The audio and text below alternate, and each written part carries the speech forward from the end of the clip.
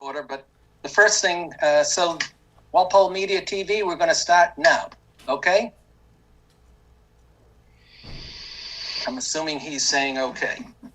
First, I have to read the regular announcement. First of all, this is the October 5th meeting of the Board of Sewer and Water Commissioners. And the official announcement related to the open meeting law is Thursday, March 12, 2020, Governor Baker issued an order suspending certain provisions of the open meeting law, General Laws, Chapter 30A, Section 20. That order, which was effective immediately and until it is rescinded or the state of emergency is terminated. This meeting was being held remotely. The people attending are Pat Fasanello, John Spillane, Glenn Maffey, Bernie Marshall, Jim Johnson, Patrick Shield, Mary Frisbee, and Rick Mattson. And hopefully later, John Hassenjager will join. Okay, first item, the abatements. We have overestimation for MTUs for water, same for sewer.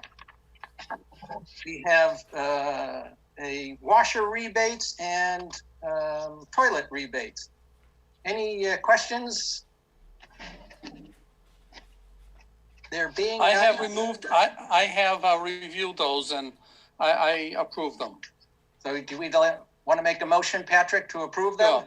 Yeah. Yes, move that we approve the abatements. Is there a second? Second. Second by Glenn. All those in favor say aye. Aye. And I believe we have to take a roll call on these votes. Pat? Aye. John?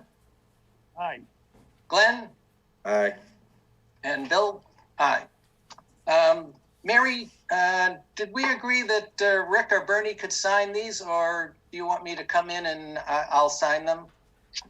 I know Rick signed them last time. Okay. Unless there's any objection? I object. Objection. The chairman, in the absence of the board, the chairman should sign. All right. Not the Mary, non-commission members. Mary, I will come in and sign the abatements. Okay. Okay, next item is the minutes of August 10th, our August 10th meeting. Anyone have any changes? I just want to call attention to the reorganization vote. The first vote says 401 to make you chairman, but I believe it was 301. I believe you're correct.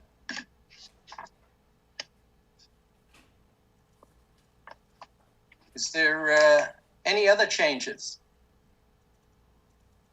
Seeing none, is there a motion to approve the minutes of August 10th as amended? So moved. Is there a second? I'll second. All those in favor say aye. Aye. All right, Pat? Abstain. Abstain. John Spillane? Abstained. I was not there, Bill. Okay. Glenn? I don't think it matters what I do. Aye. And I also. Well, we don't have a full quorum on it, or we don't have 3 votes on that. So, Mary, if we could hold that meeting minutes until our next meeting. Okay. Okay. Superintendent's status report. Bernie? Good afternoon, everyone. Just have a few things for you. This weekend saw a couple of issues at each plant. There are issues that have been addressed. We had an aeration tower motor fail on Saturday morning early, and we had Anderson Electric come out, and that problem's been rectified. We also have a link seal that goes between train number 2 and train number 3 at the Willis plant, and that seal has found to be of a failure. We found that while we were cleaning train number 3 up at the Willis plant on Friday. So that is going to be repaired in the next day or so. It doesn't have anything to do really with the operation of the water.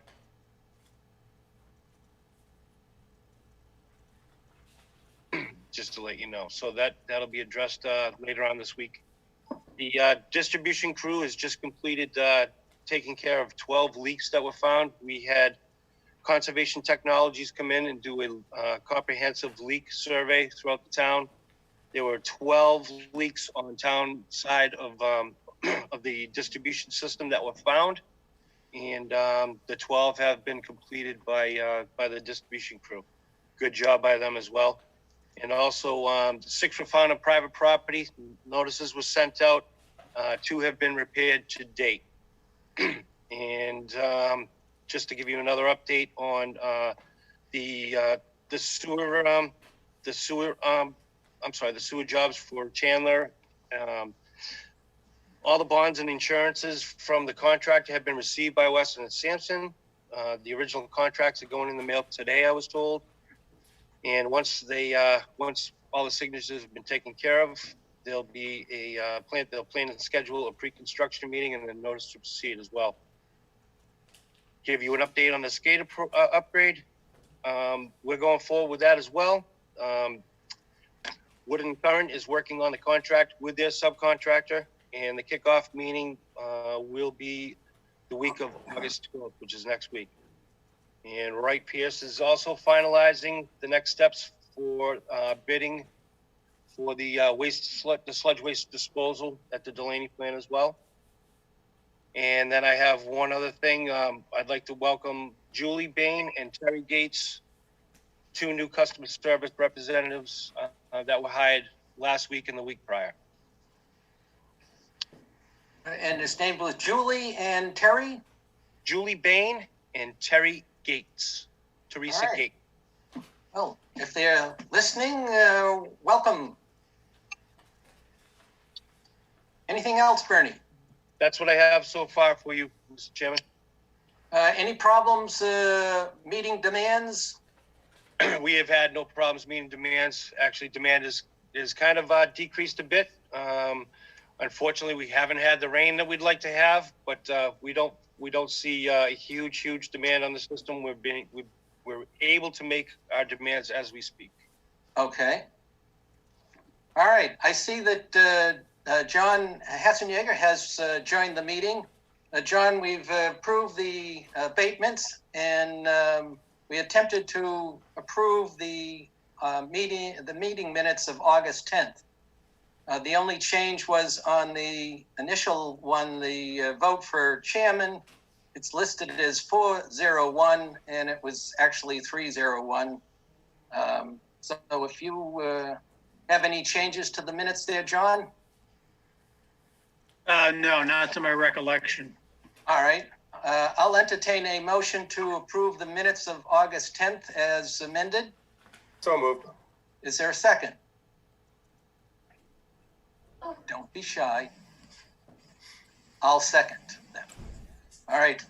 All those in favor of approving the minutes of August 10th? Pat? Abstain. Abstain. John Spillane? John, we can't hear you. Was not there, I would have said. Okay, correct. Glenn? Vote aye. And John Hassenjäger? Aye. All right. It is 302, Mary. Okay. All right. Getting back to the reorganization for the clerk, now that we have 5 members here, I'll entertain motions to nominate someone for a clerk. Point of order. Yes? I think that we had previously agreed that we would not have a reorganization until all members were present, and preferably when there was an in-person meeting. We Okay. had an in-person meeting, but we didn't have all members present, so we probably should redo the whole thing. And I don't know if you can do that without it being on the agenda or whether it's on the agenda. You Well, can make a motion if you want. we can hold it. Glenn, were you I was gonna say, if he wants to make a motion to, so are you talking about the chairman specifically? There's 2 positions. Yeah, I mean, I assume Reorganization. you I'm can. talking about the elect- reorganization, which would be both positions. Yeah, it would make sense to me that you could nominate a new chairman at any point. Can you do that at any meeting? Does it have to be specifically once a year? I don't think there's any restriction for a time of when you'd want to do it. John, if I understood you correct, do you want to hold this until we're meeting in person? We will just continue as we have in the past, or with the present chair and clerk? Yeah, either way, you can either vote the complete reorganization now or wait till we meet in person. I would say, frankly, I just had a computer problem here like 5 minutes before the meeting was supposed to start, and I had to go get somebody else's computer and all this stuff. And I'm really getting fed up with this Zoom baloney. I don't see any reason why. I don't know why we're having this meeting on Zoom either. But I'll my address preference that. is I may not even attend any future meetings if we can't have them in person. All right. I don't think that's the intent. And I don't think there's town halls open. There's all kinds of meeting rooms open. People are using them every day. So I don't get why we're meeting on Zoom. It doesn't make any sense to me whatsoever. The issue is trying to accommodate the number of people and keeping them 6 feet apart, as well as, I believe, Rick, correct me if I'm wrong, but I believe there's a limit of 8 per 1,000 square feet. And it's surprising how many rooms just no longer can accommodate our meeting with those sort of restrictions. And it gets even worse if anybody, the member of the public decides to attend. Well, what if we had a meeting back at the library, which seemed to work, but we didn't do it necessarily at 2 p.m., but maybe at 7 p.m.? Would a 7 p.m. meeting at the library work? We attempted to have this meeting at the library, and Mary, you, and I think she sent it out to everybody, but that the school department has taken over both Blackburn Hall and the community room at the library, because they're, I believe they're doing a hybrid school approach. There's also an issue at the library with videotaping. Nothing can be heard. Yeah. John, it's not for lack of trying that we're stuck with Zoom meetings. But that's... So you're saying 1,000 square feet is adequate? No, your maximum you could have, or the maximum you could have per 1,000 is 8 people. And that would mean a room that's roughly 31 by 31 would be 1,000 feet. And right now we have 10 people attending. And we don't have any of the public. And that's the, and as, well, Scott's not here. Normally he attends a meeting, but Bernie can attest. We were at the treatment plant with a tape measure and rearranging chairs and everything to attempt to fit it there. And you look and you say, how can this not be sufficient? But it doesn't meet the current requirements of the Board of Health. Well, I would say that basically it has been approved in the past for official meetings of town government that people can participate via telephone. Selectmen's meeting has done this on many occasions. So I would suggest that people who are, other than the immediate 8 people, anybody else that wants to attend can teleconference into the meeting. Including staff. Yeah, I will revisit this issue, but that's the reason that we're back at the Zoom meetings at this point. Getting back to your original thought, does the membership wish to hold our reorganization until we're meeting in person? Well, I got to tell you, I like the idea of meeting in person. Now, you're talking about rooms, but perhaps we could, use an outside venue. That seems to be something that would be acceptable. I'll see if we can do that with we'd have to make sure that the cable TV are available so that they can record it but I will investigate that, Patrick. I'll bring my tape recorder. All right, I will check with the cable TV people. All right. If there's no more discussion, I suggest we just hold off our reorganization until we're meeting in person, whether it's outdoors or we can find a room. Is there any objections to that? No, I would just say though, we should find a location this week. I mean, there's Bird Park. There's a lot of places we can meet. There's hockey rinks. There's all kinds of areas in town where we can have whatever the ridiculous metrics are. I mean, I don't understand how the other meetings are being held in town hall. I believe that every selectmen's meeting that I've seen has been by Zoom, and they appear to be at their homes. I know the zoning board, because I've been watching those, are using Zoom. So. It looks like the planning board is holding a public hearing on the Walpole High School tennis court on October 14th. I don't know how that's going to play out, but that's happening. Well, I will. We could use Java's farm.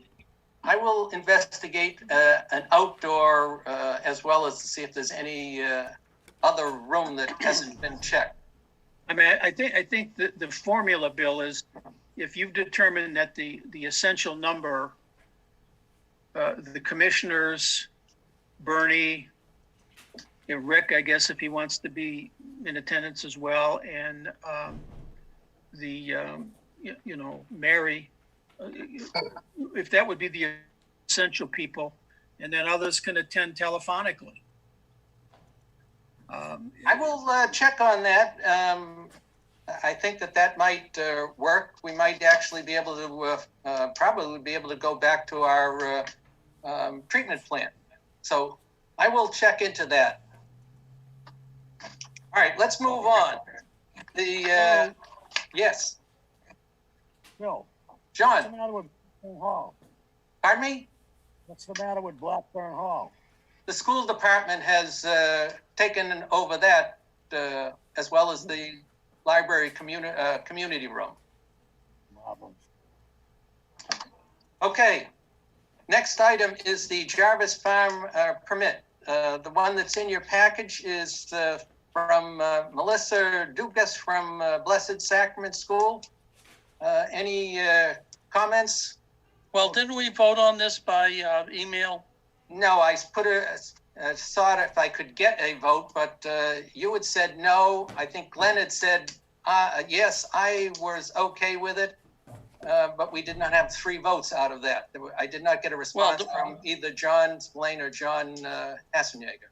Well, the reason I voted no was because of there were errors on that, or there were omissions on that permit.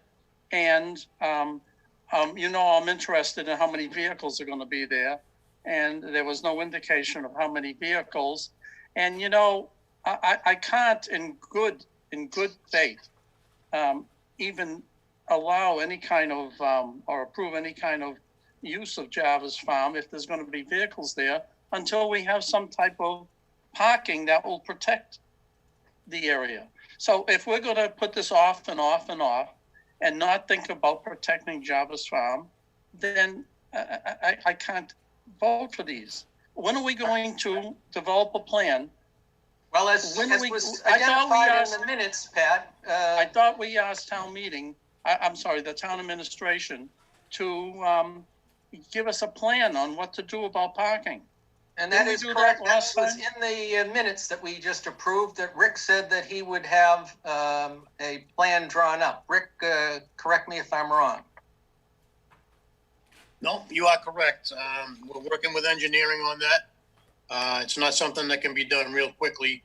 And we're going to try to keep it as basic as possible to minimize, any kind of costs and do the vast majority of the engineering in-house, but we've just not had the opportunity to do it yet.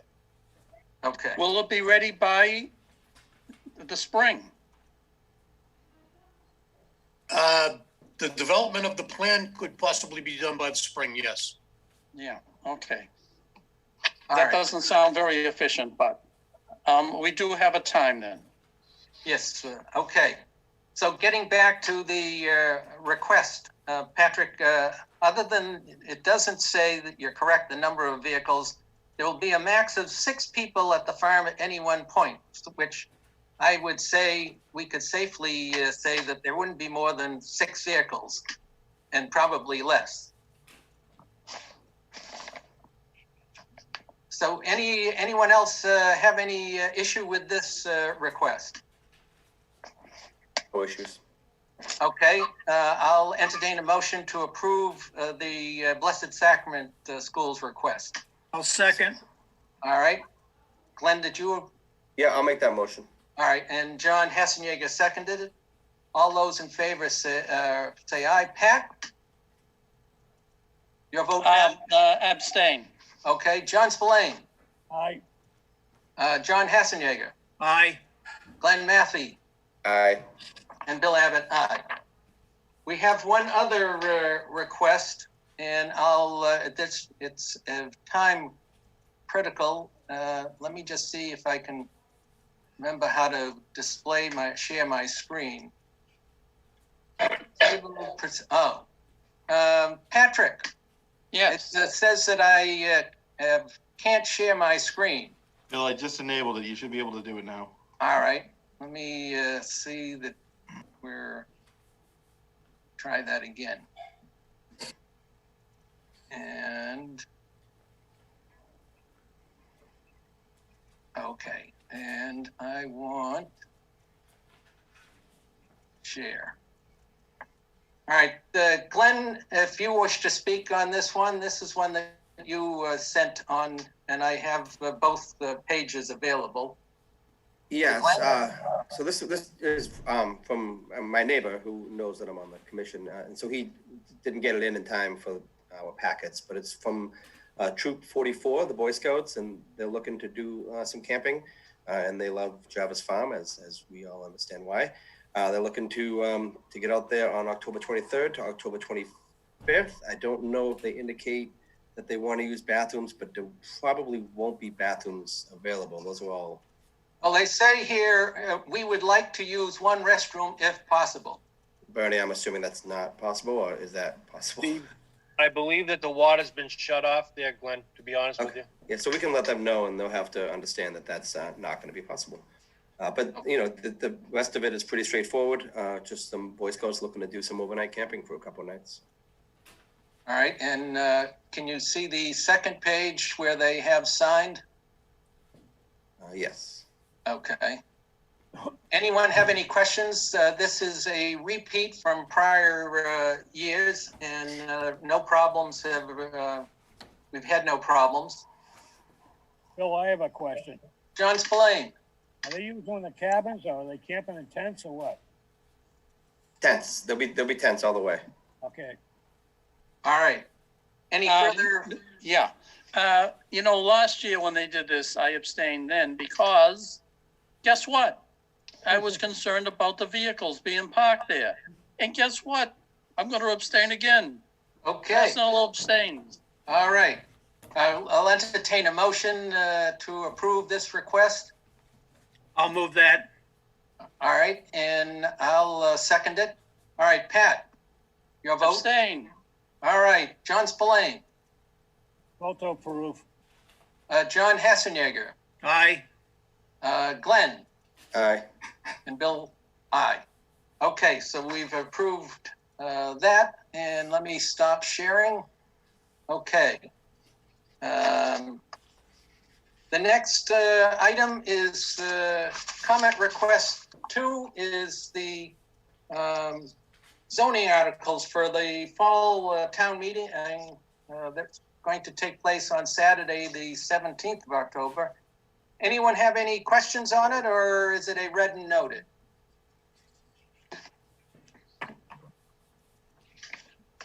Who would be able to answer the questions? No one. So I'm Right. going to say it's a read and noted. You're okay. Next item is the Finance Director's Re-Appropriation request. This is from Marilyn, the Finance Director. There was a $34,000 balance in the Eastland Circle article that was approved back in 2000. The project's been completed and the account can be closed, and Maryland wishes to use $20,250 of that to pay for the the MWRA projects, Phase 11, that was approved at last year's fall town meeting. Do you have any history on what the Eastland Circle was? That as part of a sewer master plan, one of the phases, or what did we do on Eastland Circle? Just the sewer extension? It's a little street, if I recall. Rick, if you could speak on this, I believe it's off of Washington Street, isn't it? Yes, it's down on Washington Street, just before Short and Pauly Lane. Under the funding of the original appropriation, the Sewer and Water Department constructed a water system with an 8-inch water main and also a sewer system for each of the houses down there. Prior to that, there was no sewer on the street. It was all septic. And the water lines were individual services that were tapped off of Washington Street. So now they have a so-called normal water and sewer system. This $30,000, the $34,000 is the balance that's left from that original appropriation, which I believe was like 15 years ago or so. Looks like it's 20 years ago, and the remaining amount, because she's only planning on using 20,000 of it for the MWRA phase project, the remaining will return to retained earnings. So Maryland needs a vote. I'll entertain a motion to allow the reappropriation. I'll make that motion. All right, is a second? Another question. Is there a second? I'll second. Okay, and Glenn, you have a question? Yeah, so I mean, it's just, what is the normal way we handle excess balances from projects? Presumably, we would let that merge into retained earnings upon the completion of the project. So I'm just, not a big deal. I'm just curious why 18 years later or 20 years later, Well, we're going to see one of the things that's done on these projects when we get to just going over our fall town meeting articles. On one of them, Jim Johnson has collected well over $100,000 worth of closed items related to water. I believe the water and or sewer projects that will be used to partially fund one of our items that we had decided to go with water retained earnings. So I think it's great. It's just, I wonder if, as a matter of course, if it's an annual thing that's done, or just sort of as needed. You review the budget and see what's left over and close things out when you need it. I mean, maybe we need it more this year than in past years. Maybe if Jim's on the call, he can talk. Jim is on the call. I was going to ask that he would maybe speak on when these closed projects get the funds get either returned or whatever the proper spot for them to go. Jim? I don't even see your lips moving, Jim. Just see your picture there. Or Patrick Shield? I can take this one. The funds are typically removed when the project is totally completed. A lot of these projects that we do, for example, water main improvements, we'll appropriate a certain amount of dollars. And if the project comes in under what we were authorized to borrow and what was appropriated, then what we do is we simply go and do another water main project because the authorization was already in place. For projects that are typically funded under retained earnings, when the project is completed, the money's returned to the budget and it goes right back into the retained earnings. So on a borrowing article, we'll typically do another project that was within the scope of the article. Retained earnings is typically removed when the project is completed. Okay, and this was a borrowing article, and so there wasn't anything else to go ahead and do in relation to the purpose of this original appropriation? Correct. All the water and sewer utilities were installed and the project is completed. Okay. The reason why it was appropriated 20 years ago, there was a lot of back and forth as to whether it was going to be a contracted project or whether it was going to be done with town forces, who was going to design it, and things of that sort. So it took a good amount of time to get to the point where it was constructed.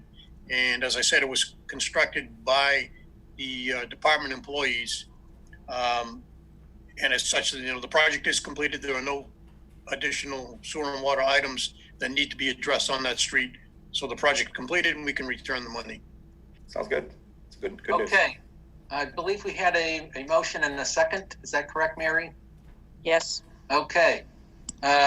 So all those in favor, John Spillane? Aye. All right, Pat Fasinello? Aye. John Hessenjager? Aye. Glenn? Aye. And Bill, aye. Okay, that takes care of that. Next one is correspondence number 1, and I'll share my screen just so that the folks who may be watching it on cable TV. This is something that, Pat, you sent to us. If you want to just briefly speak on it. As you know, the MWRA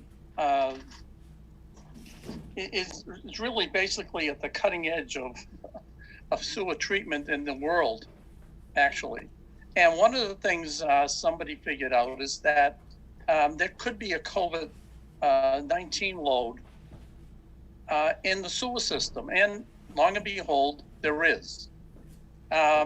Problem is, it's kind of expensive. It's like $1,000 every time you test.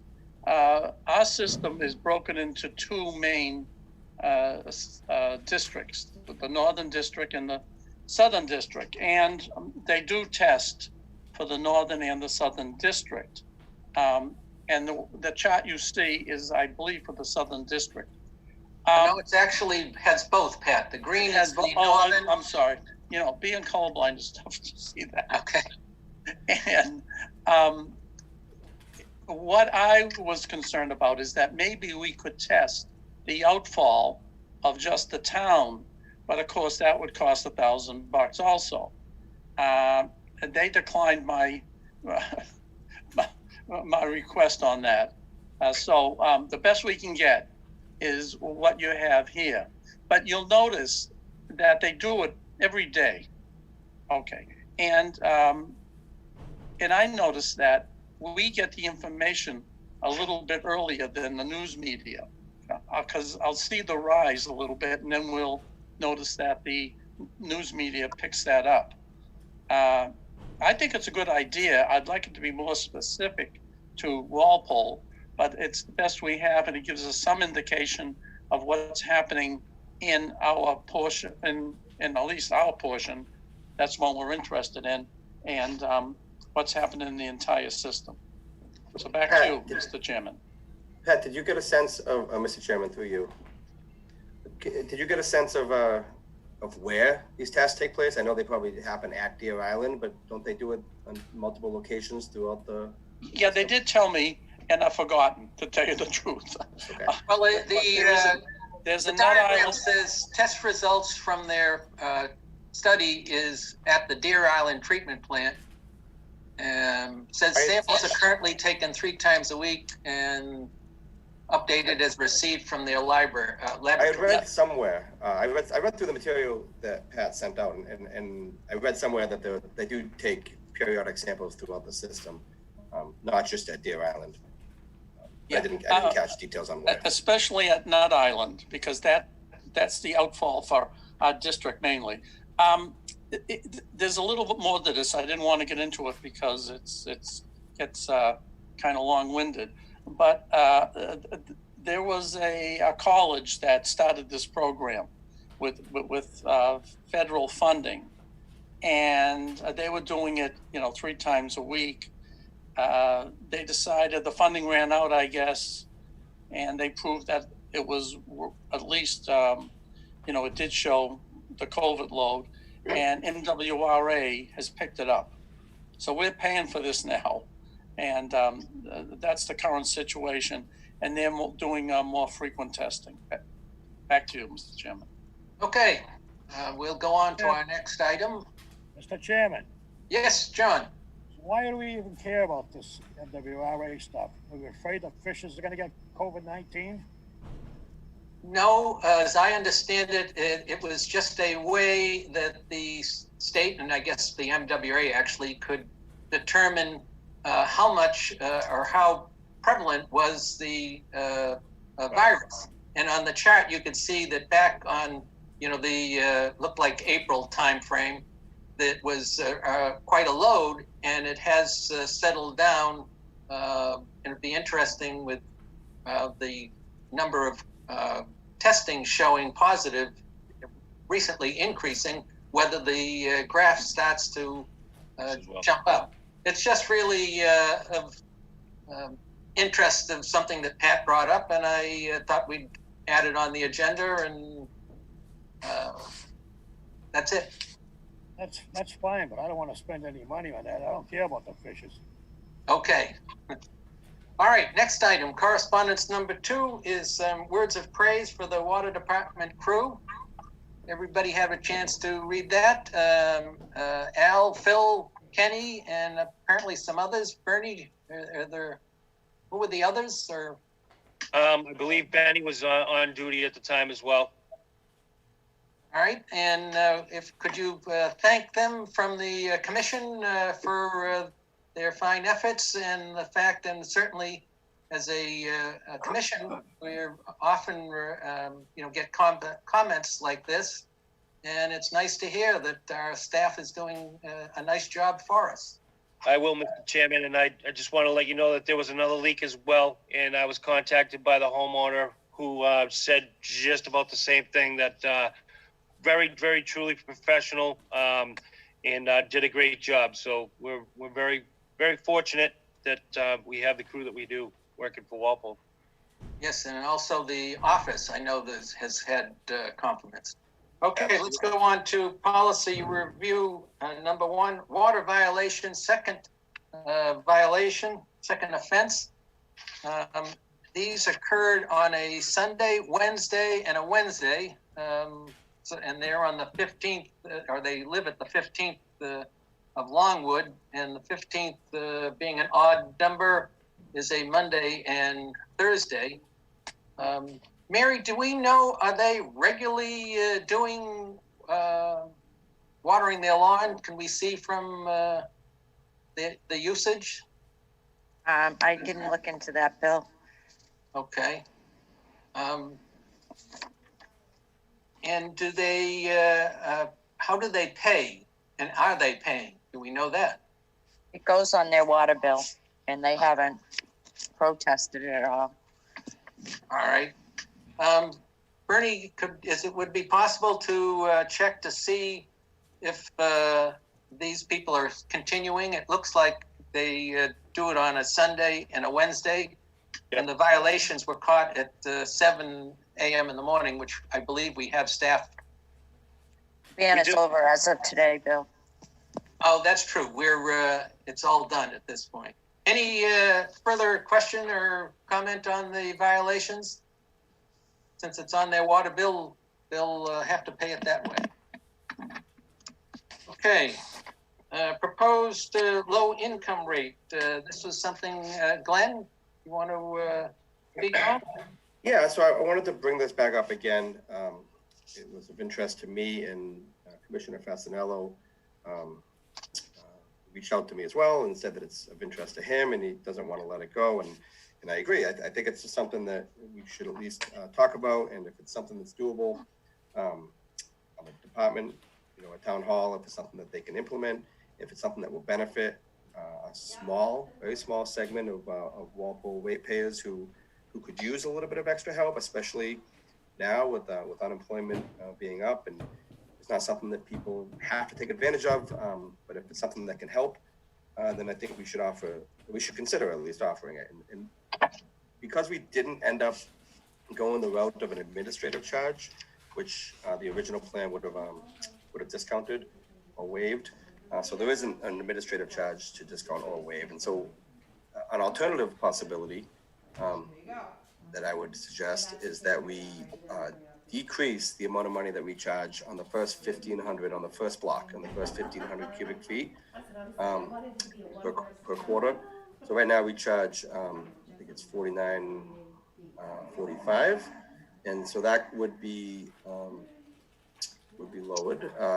My proposal was by 25%. So it would, and how we go about doing it, I have a couple ideas. One is we could create a new billing block, specifically for a low, representing a low income rate. But I'm open to other ideas, whatever's easiest for the department, as long as we can offer a 25% discount. I did outline in my previous correspondence, dated December of last year, December 16th, who would qualify. And so we wouldn't actually screen people to qualify. They'd be pre-screened by their utility. The utility providers already screen for their own low-income programs. And so we would say, if you qualify for your Eversource program, you can bring proof that you qualified to the town hall, and you would automatically qualify for ours. So that's the idea. And obviously I'd like to hear from Bernie, and I'd like to hear from the other commissioners to kind of see what you guys think. Well, Glenn, if I may, Foxborough, you asked me to reach out to a couple of surrounding towns. Foxborough does not have a program. I reached out to Mansfield. They don't have a program as well. I reached out to the town of Sharon, and they do have an income-based water discount program. So I can share that with you if you wish. I'll make copies and get that to all the commissioners for their edification. It's purely up to the direction that the commission wishes to take.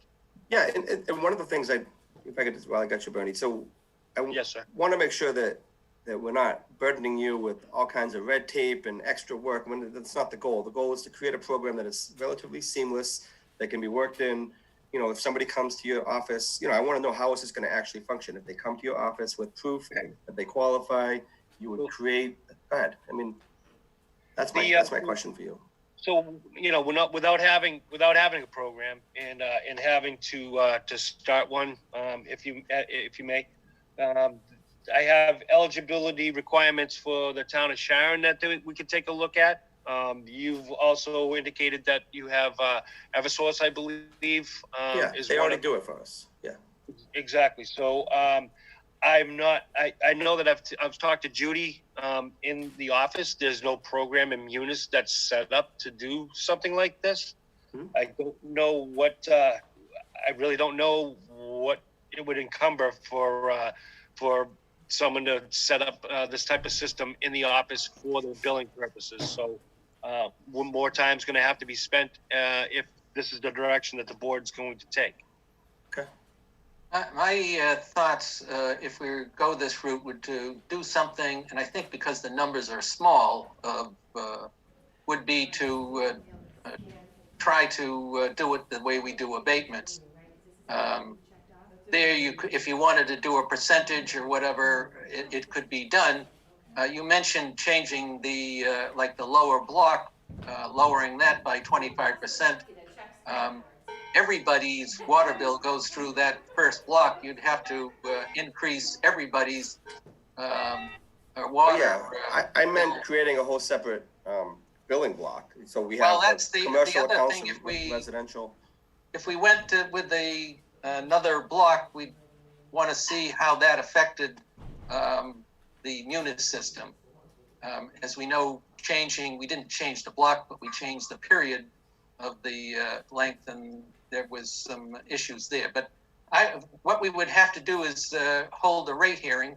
And so when the next rate hearing that we have, certainly it would be June, maybe there might be a reason to hold one earlier. We could then address it at that point. Mr. Chairman, Patrick. if you were to look at the minutes back about 30 years ago, the commission then had a minimum charge. Yes. Everybody paid the minimum charge. We had this we had this all out then. And what the commission decided at that time was to get rid of the minimum charge, because there were some people, especially older folks, who didn't use even the amount of money on the minimum charge. Therefore, if we got rid of the minimum charge, they only paid what they used. Correct. So, because we went through the whole thing about collecting income data and getting into people's business and so on and so forth, and we decided it wasn't worth it. If we were to take the minimum, now block one, we could, as Commissioner Maffey said, maybe do something with that block for certain people. In other words, they would be given a discount on their minimum block, not changing all the minimum blocks. That might be something, I don't know. We have to go through this thing again. Okay, but that's just my first thought on this. Back to you. Giving some thought as you were talking, I think it's possible to add another account type that would be a residential, and it would have its own set of rates. So, anyways, we would have time to, if the board is interested, to work up something. Like I say, it would have to take place at a rate hearing. Certainly, the next one. I have a comment, Bill. Yep, John, I saw that you were there. So, and I'm finished talking. So go ahead. All right, I think that this is symptomatic of a trend of local government trying to get their fingers into everything. Essentially, the state social service agencies, as well as the federal, take all this into account. People are recipients of aid, recipients of discounts as, quote, low income or not meeting certain revenue thresholds, that their utility bills and everything get taken into account as to how much money and how much transitional assistance and how much operating funds they're given by the social service agencies. But it's really a lifeline rate is totally different than this. This is really what's been going on. You know, they're trying to do that with the police now. They're converting the police into something else. They're going to be a social service agency too. But I think this goes away from our function. There's no, if we want to have a lifeline rate that's a little bit more equitable or minimal, I guess I wouldn't be opposed to that, but not into giving discounts and calculating household incomes. It's not only, it's burdensome for the department of what we're trying to do, and it's held at another level of government. There's so much redundancy in government today. This is a big problem. That's personally my problem with that inclusive zoning article is they're creating another duplicate of a government agency, that two government agencies that already do the same thing. And we have even a third one here in town with a housing authority, and they're making a fourth one.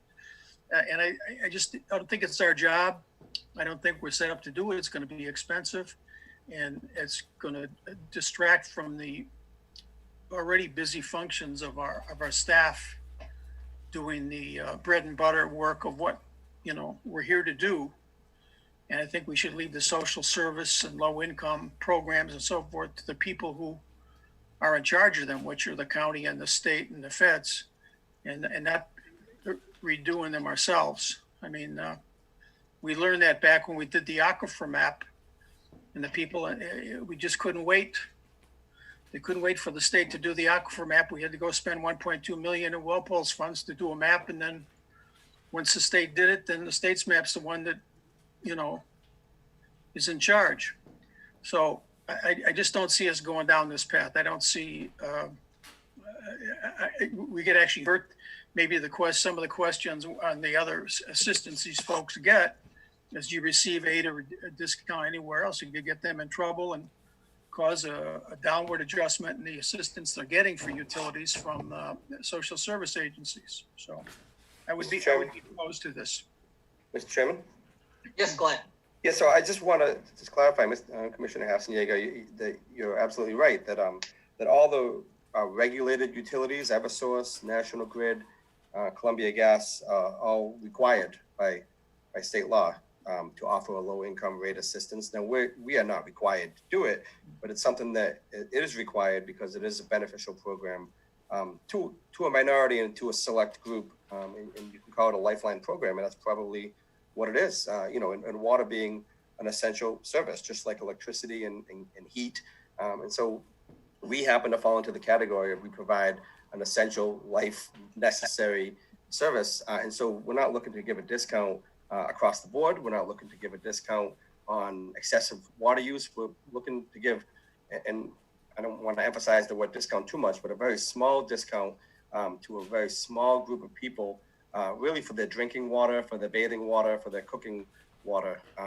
And you really, to be clear, I'm not talking about out of approximately a $6 million budget. I think might be looking at a wildly successful program might end up spending about $10,000. So we're talking about, a drop in the bucket. You could say drop in the bucket 100 times and all of a sudden it's not a drop in the bucket anymore. But in this particular case, I think it's a worthwhile cause. Approximately $18 per quarter times 4 quarters. We're talking about around $70 to $75 for only those who qualify and could benefit from such a program. So I just wanted to clarify, it's not looking to just give money away to a whole bunch of people. It's a small group.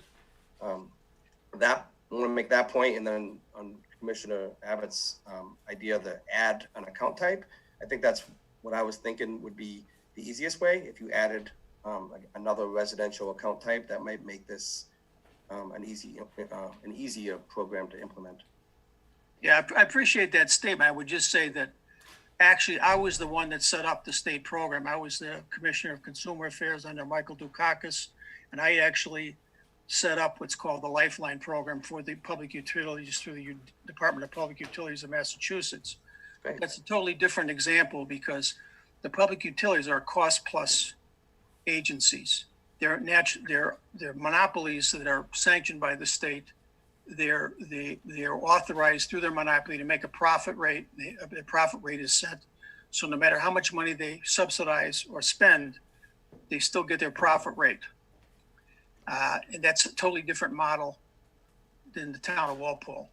And again, getting into areas, we're trying to micromanage government functions that are done by other social service agencies is really not in the bailiwick of Walpole. So I'm opposed to it, even though I'm the guy that created the program for Massachusetts. The only thing I would consider is if they want to come up with some lower minimum entry rate, as Patrick discussed. Okay, we have plenty of time to come up with some ideas. As I said, it's not something that could be done at a regular meeting. It would require a rate hearing. So I want to move on. The next one, continuing business. It's a rather lengthy memo that I wrote regarding just an analysis of the fiscal year 20 water and as well as sewer rate, just to see, we knew at the end of that year that we had overestimated the amount of water that would be consumed. And also there was a huge drop in new services, and that was where we ended up with a revenue shortfall.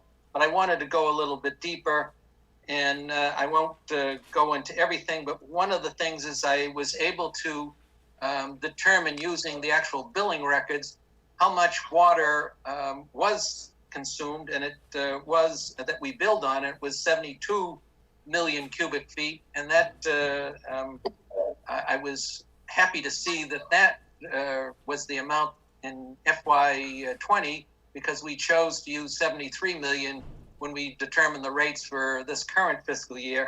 And so instead of the 88 million that we had been using in prior years, I did the same logic looking at sewer, and it appears that when we did the rates for FY 21, we used the same rate that our consumption estimate that we had in the past of 52 million cubic feet, when in fact it was 46,000 cubic feet was what amounted we ended up billing for for sewer. And that would seem, had we done that, we probably would have had a rate increase instead of a reduction for the sewer. And I, at that point, had suggested that we might wish to readjust the rates. October 1st is currently gone by. What I am doing is I'm doing the same thing using the current fiscal year's billing records. And I think that in time for maybe a September, looking to see if it's necessary to make a change to the rate, the sewer rate, we'll have enough information to get an idea of whether we're going to have a revenue shortfall or not. The other thing that I looked at was the length of time that it takes us to send out a bill, and looking at I forget how many billing cycles, but for the entire fiscal year 20, it took us 48 days to send a bill to the customer. The customer has 30 days to pay, and that's affecting our the revenue that we get in. Also, when at the beginning of fiscal year, you're actually billing for water that was used in the prior year, which, with very few exceptions, has a lower rate. And it's something that I think that we should look into the next time that we do an annual rate review. The other thing is I've spent some time with Judy as well as Mary Timothy looking to see, is there a reason that it takes us so long from the time that we read the meter to the time that the bill goes out? It's 4.5 it's a month and a half days. That's a loss of revenue. And it looks to me, when I talked to Judy in particular, it seemed that maybe the reading the meters every day requires manual work to make adjustments. That may be the reason that it's one of the reasons that we're taking so long to get the bills out. But just something that I noticed when looking at all the records there. I also looked at what Foxborough was doing, because both Lisa Masinkas and Jody live in Foxborough, and they said, well, they get their bills out in 10 days after the, there are some differences, but I think it's worthwhile taking a look to see if we can improve in that area. I know that our existing staff is, now we have 2 additional people where we were down 1, so that might help. But I think that there is something in our procedures, and I know Judy showed me a case of just to resolve an exception, often took like 6, looking at 6 different screens and requiring people to click on them to correct something or to say, yeah, it's okay. Anyways, it's more of a read and noted. If anybody has any questions, they can ask. Otherwise, we can move on to the next a item. couple quick questions. Yes. So it sounds great to meet the reader less frequently if that would result in less headaches, but the first thing that comes to mind is that would lead us to not be able to identify excessive use, and we couldn't warn people about issues with their leaking toilets and things like that. So that would be a downside, right? That would be a downside. One of the things that Foxborough, they only read the meters once every 3 months. And so if you have a leak on the second day, it's going to be there unless it's a catastrophic. So there is some downsides to it. Yeah. One of the things I talked to Mary Timothy about, and she's going to look at the capabilities that the Munis system has to maybe make the exception logic a little bit more intelligent, in that it looks to see if, I believe, like you're using more than 25% more than, and I'm sure whether it's your usage or the average usage, but clearly, Judy was able to say, I can immediately tell this is somebody who lives in North Walpole, waters their lawn. But you have to do something to that account so you can get the bills out. And there can be like 300 of these exceptions that have to be looked at when you come in on a Monday morning. So, Okay, so I guess the other thing that interests me is how Foxborough divides their town up into 7 sections instead of our 13. And that to me says, well, they could, we have 2,000 more customers than they have, and so we have a bigger system. So I don't know, does that mean that that the front office could do what they do every other month instead of every month, and it would just be a real pain in the neck every 2 months instead of once a month? I'm sure there are issues with dividing it and combining cycles. It seems like a nice option if it was clean to do it. yeah, and I'm not sure that we would be able to do what Foxborough does because of their procedures are different. But there is an impact revenue-wise. In fact, I believe that wasn't when I looked at the FY20 actual billing in the middle of October, we were still billing on the prior years. At least a part of the billing was done using the FY19 rates, which were lower than the FY20 rates. And, if you do that for at least a quarter, it's no surprise that you run short on your revenue. And the reason that we haven't in prior years is that we had these downtown, apartment complexes produced a huge amount of entrance fees that, basically covered over the fact that we were not, and we hadn't done it from fiscal 2017 forward. Our rates for user charges didn't deliver what we had expected. Anyways, going on to the next item, the FY21 revenue numbers. This was something I was providing at every meeting last fiscal year. This year, instead of just looking at the revenue that came from water bills, I wanted to list all the information that we had and that we use when we're setting rates, so that it's just providing you a little bit more information at this point. We only have at this point, I won't have the September numbers until possibly later this week or next week. So it's a little early to tell whether we're,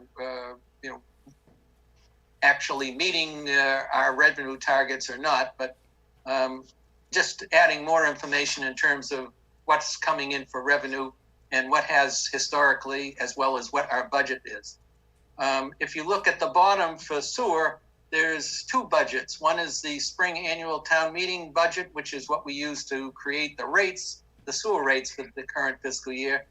And the WA stands for William Abbott, and that was what Jody titled it as. Basically, I said, well, instead of just having 3 items, I know, based on the past 4 years, that we have usage charges, liens, principal, interest, and so forth.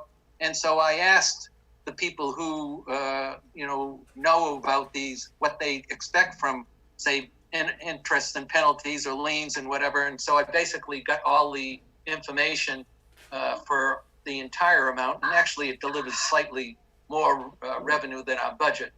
Our real budget is the spring annual 2021 budget. But I wanted to get actual numbers, and that's what we should use when we set the sewer rate in the future.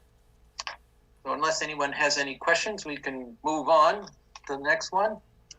And this one is looking at the final fiscal year 20 revenue versus expense numbers.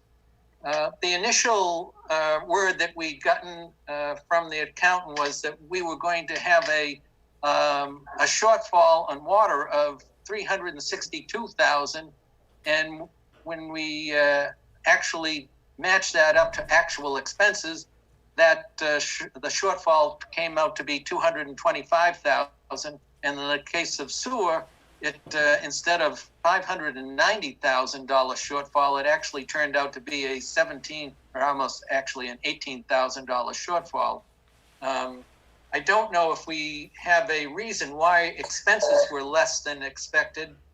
Bernie, the only thing I can think of was was there things because of the COVID-19 that, we normally would have done that we were able to postpone, and that's why we had a shortfall or a less amount of revenue spent. No, no, Bill, there is, I don't see anything related to COVID-19 for this.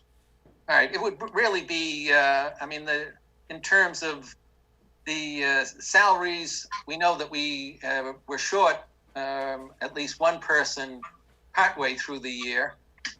Expenses, we spent, like looking at this sewer, 183,000 that we hadn't planned on spending but didn't. So, anyways, I just wanted to show you what the final actual numbers are, because they're significantly different than what we were being told right at the end of the fiscal year. Hey, Bill, if you don't mind me jumping in, just Yes. to piggyback on what Bernie said. Back in March, end of March, I did put a freeze on all expenses, and I know everybody was pretty tight with everything that was spent. So it may have not been a COVID-related item, but it probably was more related to me putting a freeze on everything. So. Okay. Is that freeze still exist, Jim? Not at this time. Okay, so we would expect it in this fiscal year that expenses should probably run closer to what the planned expenses were? Yes, but you never know what COVID's going to bring. Right. So, yeah, but I understand. reserve my rights there, yeah. So in my analysis on the previous thing, I was saying that, well, if this was continuing, we ought to look at adjusting the rates. I think that that's something that as we get closer to the end of the calendar year, we'll have enough numbers to indicate that whether it's something that we ought to consider or not. And if we go to the next item, this was again, I was telling you through the last year what our water production was, and we saw for 16 straight months roughly a 9 or 10% reduction from the historical amount of water we used month by month. And if you look at for the 2020, June, July, and August, the numbers now look very similar to what historical was. If that continues, then we probably should be okay in the with our existing rates. I agree. Bernie, did you have a question or a comment? I agree. So again, it's sort of a mystery why we had for 16 straight months that we produced, and whatever we produce is because the demands were 10% or roughly 10% of what the historical averages was. And the first thought was, well, it was a wet year, but nobody uses less water in January and February, because it was a wet summer. So anyways, I will continue providing both revenue numbers as well as production numbers so that we hopefully do not have to fine tune our rates. Thank you, Bill. Okay, other than that, if the next item is for discussion, town meeting articles, we have Article 22, which got favorable. That's for Bernie's asset management grant. Both capital budget and FinCom approved, and that was for $70,000 coming out of water retained earnings. And once it's actually done, the actual amount will be more like $14,000 after we get the grant back. The capital budget article is where our, let me just find the item that I wanted to cover. Okay. We have all of a sudden I've lost, oh, here it is. All right. Didn't know it there. We have the Delaney filters rehab for $385,500. That's what we appropriate or we're expecting to come out of water retained earnings. At the capital budget, the town administrator found some closed out water articles totaling 192,721. I don't know if that number is still, see, all of a sudden we're sharing screen. I don't want to share. Oh, I do want to share. Stop sharing. Okay, there we're back. Jim, are you still on? No. The result is that both the Finance Committee as well as Capital Budget approved or recommending the rehab of the Delaney treatment plant filters, but it's not going to cost $385,500 from water retained earnings, almost $200,000 from closed out articles will cover the cost there.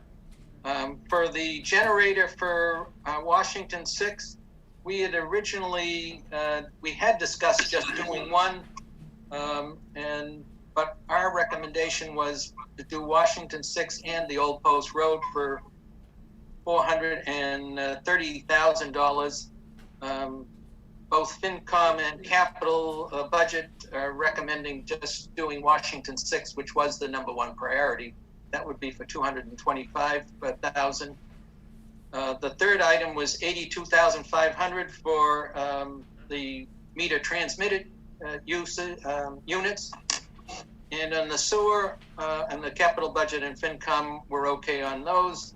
On sewer, both committees were okay with $325,000 from sewer retained earnings to do the Morningside and Eleanor Road pump station, as well as $82,500 for the meter transmission units, again, coming out of sewer retained earnings. I believe the commission voted 5-0-0 for these. Is any question? Bill, yes. If I could, I'm sorry, I hit unmute and I disconnected myself. So I think your question might have been, why did I recommend the way I did? On the Delaney treatment plant? Yeah. Well, there you just found we don't have to take $385,500 from water retained earnings because you found the last figure I had is $192,000 from completed water articles. Sure. That could be used on So that. that was basically from working with Bernie and Rick, and obviously one of the articles that Finance Committee's not going to act on or refer back to committee had to do with old capital. We do this periodically on the town side. We go back, look and see what jobs are complete, and then repurpose them. We haven't done it on the water side in a long time. I can't remember the last time we did. So I just did the same type of thing there. I wanted to make sure the jobs are done, the projects were complete, which both Bernie and Rick confirmed they were. So the result was that we still got approval and a positive recommendation from Capital as well as the Finance Committee to do it. It's just not going to hit our water retained earnings as much as we originally expected. Yes. Okay. Any other questions on the articles? And if not, just so that when the moderator asks, I can say that we are approved or these articles. So I'll make a motion that we approve all both the water and sewer capital requests as we just covered. Is there a second? Second. All right. All in favor, John Spillane? Aye. John Hassenjager? Aye. Glenn? Aye. Pat? Aye. And Bill? Aye. All right, so 5-0-0 on those. Okay.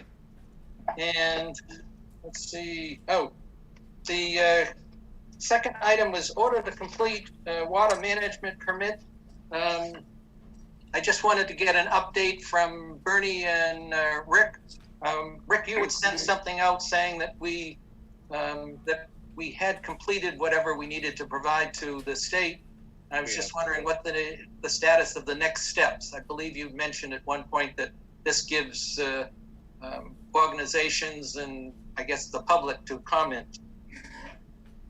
Well, the next step will be that the DEP will review the information that was contained in the order to complete, and they'll either ask for more information or clarification on points of information, or just go ahead and issue a draft permit. If they issue the draft permit, then that opens it up to the public comment process, which I believe is 30 days from the time they issue it. And that's probably when NEPRA and all the other river groups will comment. Do we have an idea of when does the state, the DEP, when they will issue their draft? Is there a standard 30 days from when we submitted ours, or? It's typically like a 60 to 90 day time period. 6 to 8 weeks, I believe. Okay. Any questions on So that? as you're aware, Go ahead, Rick. the permit's for 2.93 million gallons a day. The permit request is 2.93 million gallons a day. Okay. All right. Anyone else have any questions on that? Okay. Next item is the Summer Street 40B looping. And I'm going to share my screen here. And here it is. This is there's 300 units, and their original proposal was just the green lines, which are their water mains. They would tap into the water system at Summer Street, and there was no looping at all. Then we had said that they needed to do looping, and their approach was what you see coming out of Summer Street in red, a second line just running parallel. When I talked with Bernie, and both agreed this really is not much of a looping. It really doesn't provide any value. And so looking at some opportunities to loop, one of them, and it's not the only way, would be basically in the middle. You see a red line that goes up to Neponset Street. There would be an option to basically in the middle of this project, a much shorter line, although they would have to jack underneath the railroad tracks. But there is a railroad spur that they would be able to follow out to Neponset Street, where there's a 10-inch water line.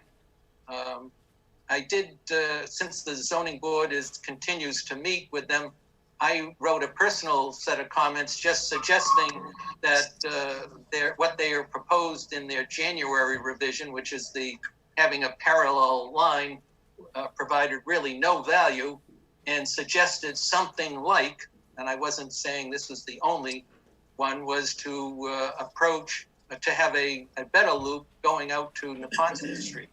Anyways, I just wanted to let you know, I didn't say it was from the commission because we hadn't had an opportunity, but I wanted to just bring you up on the Summer Street project.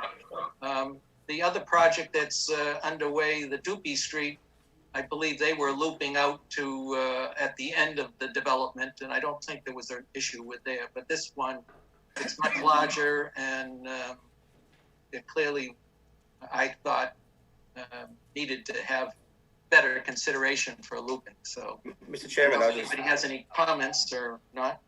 Bill, I'll just say for the record that I agree with you, the Ponset Street looping approach. So any future correspondence, I would put my support behind that. Okay, anyone else? Mr. Chairman, Patrick? I'm all in favor of looping, always have been. It serves two purposes, and I think sometimes the developers forget about it. It serves the town because we don't have dead ends and we have a better flow of water. But it also serves the people who are going to live in this development because it gives them accesses to water. In other words, should something happen to one of the water mains, they have a redundancy there coming in from a different direction. Even though Neponset Street would be fine, if you look to the left-hand side of the map, if that's possible to move that to a loop, that would be the best possible scenario. Has anybody thought about moving that left-hand dead end there to some public street? I looked at that, Pat, and my comments to the zoning board was not that this is the only way, but that they should look at something alike. And then I described what I'm showing here. To the left, and it would be close, there is another rail spur that's probably abandoned because the Baker Hughes property is now basically just a solar farm. That would require them going around this pond that is to the left of the loop, the looping the line that I proposed. And so it would be a longer line, and I don't know if they would also, in addition to crossing the railroad tracks, would have to cross the Neponset River. There is also to the right, which of the line that I'm proposing, there's another railroad spur that goes off again, but that's, really not, it's at the beginning of the project, so I don't think that's a valid one. I did look at the bottom, maybe going over to DeLapper Street, except for they have to cross an awful lot of wetlands. So I was, again, my purpose was just to say what you're proposing is of little or no value in terms of looping. Here's another idea. You should look at something like that. And again, I sent it as a private citizen, not as the commission. So, No, that's a good idea. pardon me? I thought someone had said something. Okay, well, that is all that we have on our meeting. I'll ask for Mr. Spillane. Okay, we have a motion to adjourn. Thank you, John. Is there a second? Second. Okay, we got a lot of seconds. Pat? You're supposed to say aye, Pat. Aye, Pat. Okay, Glenn? Aye. John Hessenegger? Aye. John Spillane? Aye. And Bill Abbott, aye. We're done. Okay, thank you, everybody.